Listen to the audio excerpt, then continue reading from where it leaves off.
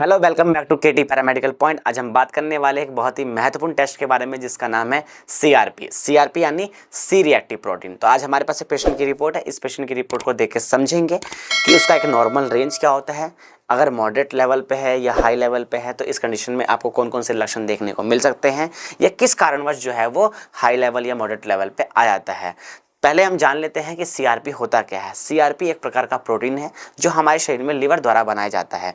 यदि किसी भी प्रकार का बॉडी के अंदर इन्फेक्शन, इन्फ्लामेशन या इंजरी हो जाती है तो हमारा लिवर इसे बनाता है कि ताकि जो हमारे बॉडी के अंदर डब्ल्यूबीसी जो फाइट करते हैं उस इन्फेक्शन से, और उसके फाइट करने के बाद वो डब्ल्यूबीसी डेड हो जाते हैं, तो उस डेड डब्ल्यूबीसी को बॉडी से बाहर निकालने के लिए सीआरपी प्रोटीन रिलीज होता है। तो आइए हमारे पास एक पेशेंट की रिपोर्ट है, उसको देख के समझेंगे। तो अब हम देखते हैं सीआरपी। सीआरपी यानी सी रिएक्टिव प्रोटीन। इसका एक रेफरेंस वैल्यू जो होता है वो है 6 mg पर लीटर। एक चीज़ और ध्यान रखना है आपको, लैब टू लैब जो है वो रेफरेंस वैल्यू या नॉर्मल रेंज जो है वो वेरी कर सकता है, मतलब चेंज हो सकता है, क्योंकि डिफरेंट मेथड से हो सकते हैं या डिफरेंट तरीके से उसको किया जाता है, जिसकी वजह से रेफरेंस वैल्यू या जो नॉर्मल रेंज है वो चेंज हो सकता है या वेरी कर सकता है। तो यहाँ पे 6 mg पर लीटर से कम होना चाहिए, और पेशेंट की रिपोर्ट को अनुसार देखें तो इसकी वैल्यू जो आई है वो है 4.7 mg पर लीटर, यानी इस पेशेंट की जो रिपोर्ट है वो नॉर्मल आई है। यदि 6 mg पर लीटर से ज़्यादा होता, यानी माइल्ड हाई होता, मतलब कम स्तर पर अगर हाई होता तो इस कंडीशन में क्या देखने को मिल सकता था। यदि मॉडरेट लेवल पर हाई होता तो इस कंडीशन में क्या देखने को मिल सकता था। यदि सीवियर लेवल पर हाई होता था, इस कंडीशन में आपको कौन कौन से लक्षण देखने को मिल सकते थे और वो कौन कौन से कारण होते हैं, इसको हम समझते हैं। तो सबसे पहले हम जानते हैं इसके अंदर कि अगर माइल्ड लेवल पे अगर हाई होता तो इस कंडीशन में आपको कौन कौन से लक्षण देखने को मिल सकते हैं। हल्का वायरल इन्फेक्शन जैसे कि सर्दी, जुकाम, फ्लू, तो इस कंडीशन में आपका माइल्ड है या सीआरपी देखने को मिल सकता है। सेकंड जो है वो एलर्जी के कंडीशन में, यानी किसी भी प्रकार का एलर्जी हो, इस कंडीशन में आपको माइल्ड हाई सीआरपी लेवल देखने को मिल सकता है। थर्ड जो है डेंटल इन्फेक्शन, मतलब दांतों की सूजन देखने को मिल सकती है आपको।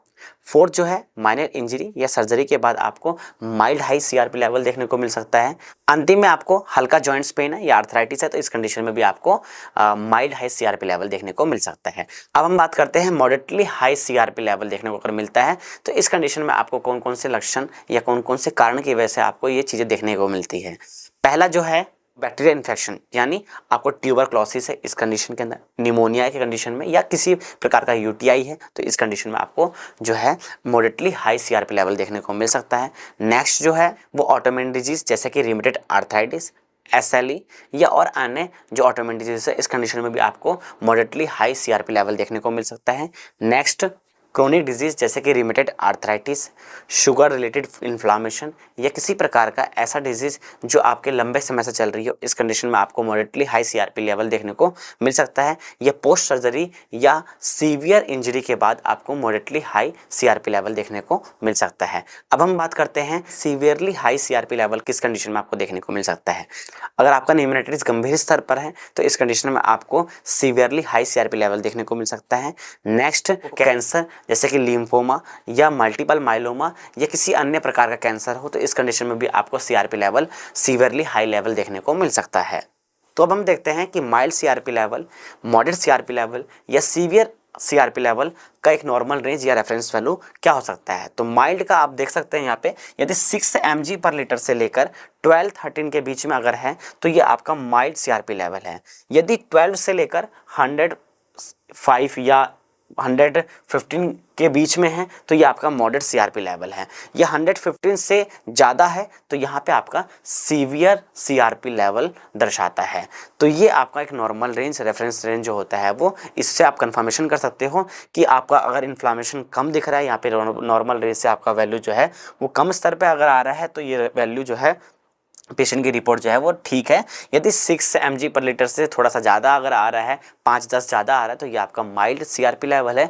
यदि उससे ज़्यादा 100 के अंडर में आ रहा है या 105-10 के अंडर में आ रहा है तो ये आपका मॉडरेट सीआरपी लेवल है। या उससे ज़्यादा आपका जा रहा है, मतलब 105 या 110 mg पर लीटर से ज़्यादा आ रहा है, तो इस कंडीशन में आपका सीवियर सीआरपी लेवल है, मतलब आपका एक सीरियस केस हो सकता है ये कैंसर के कंडीशन में, आपके ऑटोइम्यून डिजीज़ के कंडीशन में, या किसी बैक्टीरियल इन्फेक्शन के कंडीशन में भी आपको ये सीवियर सीआरपी CRP लेवल देखने को मिल सकता है। तो अब एक चीज़ और बता दूं मैं आपको, हार्ट से रिलेटेड भी टेस्ट होता है हमारा CRP, लेकिन वो हाई सेंसिटिव लेवल पे वो टेस्ट होता है, मतलब HSCRP बोलते हैं हम उस टेस्ट को।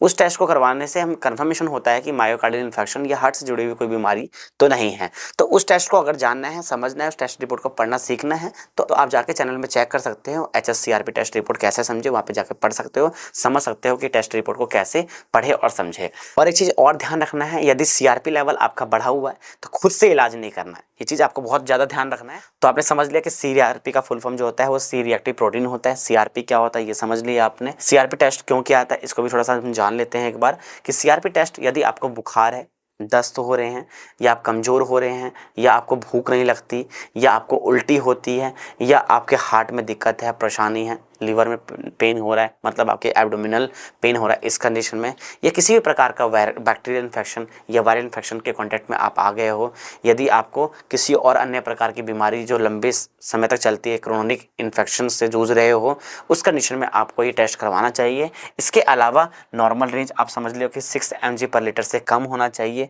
टेस्ट कैसे किया जाता है, आप लैब में जाते हो तो फ्लैबोटमिस्ट द्वारा और लैब टेक्नीशियन द्वारा जो आपके हाथ से, मतलब हाथ के वेन से, हाथ के नस से आपका ब्लड नमूना लिया जाता है और ब्लड सैंपल से टेस्ट लगाया जाता है। इस टेस्ट के लिए एक चीज़ और ध्यान रखना है, आपको फास्टिंग की नीड नहीं होती। यदि इस टेस्ट के साथ कोई और टेस्ट है तो उसकी वजह से अगर फास्टिंग की नीड होती है तो आप उस दौरान जो है वो फास्टिंग में टेस्ट करवा सकते हो। CRP लेवल बढ़ने के क्या क्या कारण हो सकते हैं इसको थोड़ा सा हमने जान लिया है कि CRP लेवल बढ़ने के क्या क्या कारण हो सकते हैं। आपको किसी प्रकार का ऑटोइम्यून डिजीज इसकी वजह से हो सकता है, वायरल इन्फेक्शन या बैक्टीरियल इन्फेक्शन या फंगल इन्फेक्शन, इस कंडीशन में भी आपका CRP लेवल बढ़ सकता है, या किसी और अन्य प्रकार का पैरासाइटिक इन्फेक्शन, इस कंडीशन में भी आपको CRP लेवल बढ़ सकता है, या इंजरी हो गई हो, या ट्रॉमा में है, या मायोकार्डियल इन्फेक्शन की वजह से आपका CRP लेवल जो है वो बढ़ सकता है। तो CRP लेवल बढ़ने के कारण ये होते हैं। तो अब हम बात करते हैं CRP लेवल बढ़ने के लक्षण क्या क्या हो सकते हैं। तो आपको बुखार, मतलब लगातार बुखार और उच्च स्तर का बुखार हो सकता है। लगातार आपको हेडेक यानी सिर दर्द देखने को मिल सकता है। आपको वॉमिटिंग मतलब उल्टी आना ये वाली कंडीशन आपको देखने को मिल सकती है। BP हाई लो हो सकता है इस कंडीशन में, ये कंडीशन आपको या ये लक्षण देखने को मिल सकते हैं। आपके हार्ट से जुड़ी हुई दिक्कतें, मतलब हार्ट में पेन होने लगेगा, ये कंडीशन आपको देखने को मिल सकता है। आपको पसीना, लगातार पसीना आने लगेगा, ये कंडीशन आपको देखने को मिल सकता है। सर्दी में भी पसीना आपको आएगा, ये भी कंडीशन आपको देखने को मिल सकता है। आपको बेहोशी भी हो सकती है, इस कंडीशन में भी आपको देखने को मिल सकता है।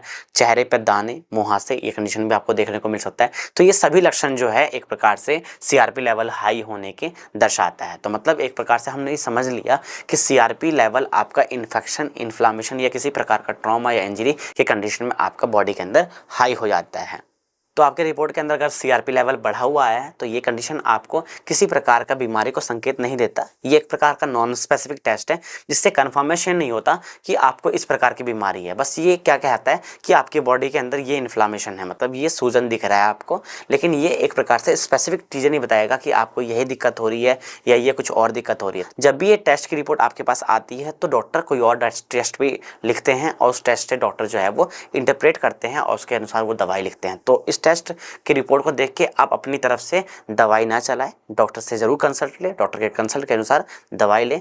तो दोस्तों उम्मीद करता हूं कि आपको ये वीडियो बहुत ज़्यादा हेल्पफुल लगी होगी। अगर ये वीडियो पसंद आई हो तो लाइक करना, ज़्यादा से ज़्यादा शेयर करना अपने दोस्तों को, रिश्तेदारों को, अपने साथियों को, ताकि वो भी ये रिपोर्ट पढ़ना सीख ले, समझना सीख ले। और मिलते हैं इसी तरह की हेल्थ से जुड़ी हुई इन्फॉर्मेटिव वीडियो के साथ। तब तक के लिए अपना ख्याल रखें। जय श्री राधे।